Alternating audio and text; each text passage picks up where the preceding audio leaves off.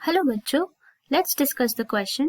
To be evolutionary successful, a mutation must occur in dash DNA. It is a fill in the blanks question. Question हमसे ये पूछ रहा है कि evolutionary successful मतलब एक evolution को support करते हुए अगर कोई mutation हो तो किस DNA में हो, right? तो हमारा key concept होगा यहाँ पे. Key concept is क्या होगा?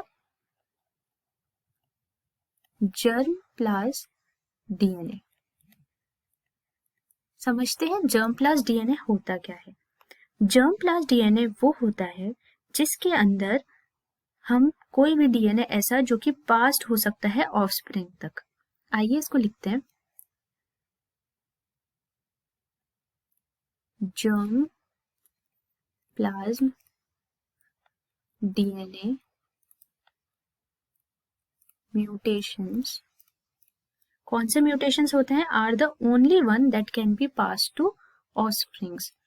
Are the only one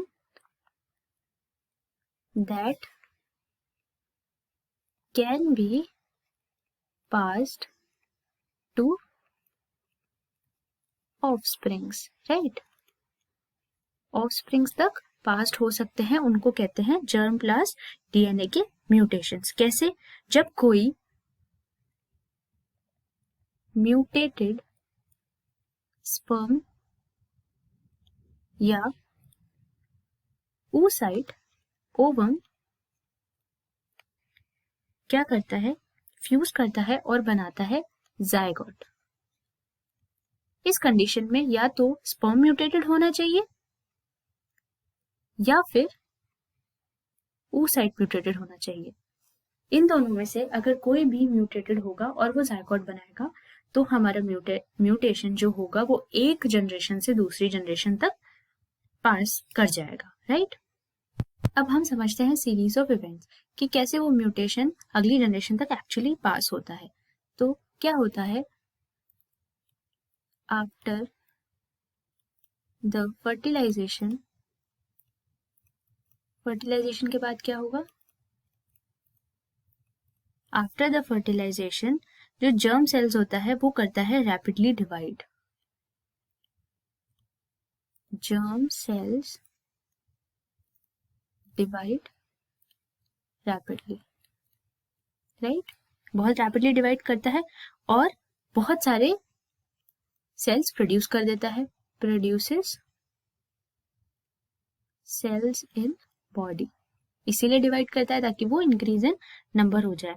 causing this mutation to be present in every somatic and germline cell in the offspring.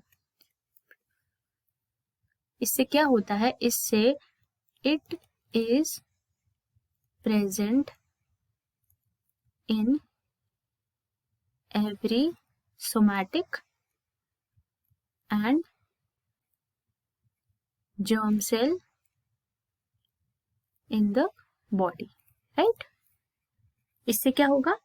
इससे वो हर सेल में प्रेजेंट होगा और म्यूटेशन एक जनरेशन से दूसरे जनरेशन तक ट्रांसफर हो जाएगा. इस म्यूटेशन को हमने एक नाम दिया है. This mutation is